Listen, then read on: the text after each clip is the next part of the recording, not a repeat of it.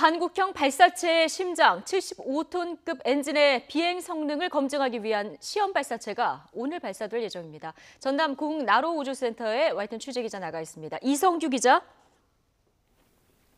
네, 나로우주센터입니다. 네, 자 75톤급 엔진 시험 발사체 오늘 발사 예정인데요. 지금 준비 상황은 어떻습니까? 네, 나로우주센터는 시험 발사체 발사에 만전을 기하고 있습니다. 오늘 오전부터 이 취재진과 관계자들이 몰리면서 이 우주센터는 분주한 모습입니다. 시험 발사체는 어제 오전 조립동에서 발사대로 옮겨져 발사대에 장착한 뒤 기립과 점검을 마쳤습니다.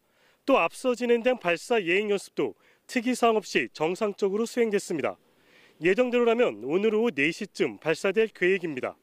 하지만 나로우주센터는 긴장의 끈을 놓지 못하고 있습니다. 앞서 지난달 25일 엔진 부품 이상으로 발사가 한 차례 연기됐기 때문입니다.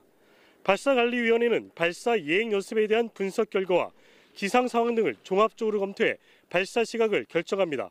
정확한 발사 시각은 오늘 오후 2시 반쯤 최종 발표될 예정입니다. 만약 부품 이상이나 기상 악화 등의 문제가 발생할 경우 내일부터 12월 사이 발사 일정을 잡을 계획입니다. 예.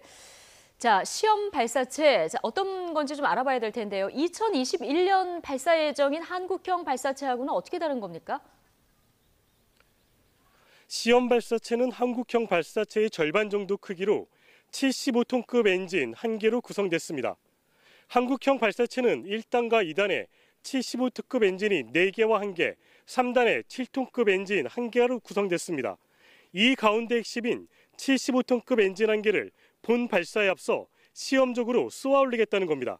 목표는 143초 동안 엔진이 안정적으로 연소하는 겁니다. 발사 뒤 160초 뒤 고도 100km를 넘어 약 600초 뒤에 제주도와 오키나와 공해상에 떨어질 예정입니다. 예. 자, 그러면 이 시험 발사체를 발사하는 건 어떤 의미가 있는 겁니까? 이 시험 발사체 발사가 성공한다고 해도 한국형 발사체 발사 성공을 담보하지 못한다는 점에서 그간 보여주기식이 아니냐는 논란이 있었습니다.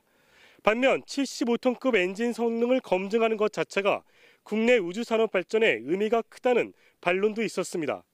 지난 2013년 나로우 발사는 러시아에서 수입한 엔진을 썼지만 이번 발사는 우리 독자 기술로 개발한 엔진을 사용하기 때문입니다.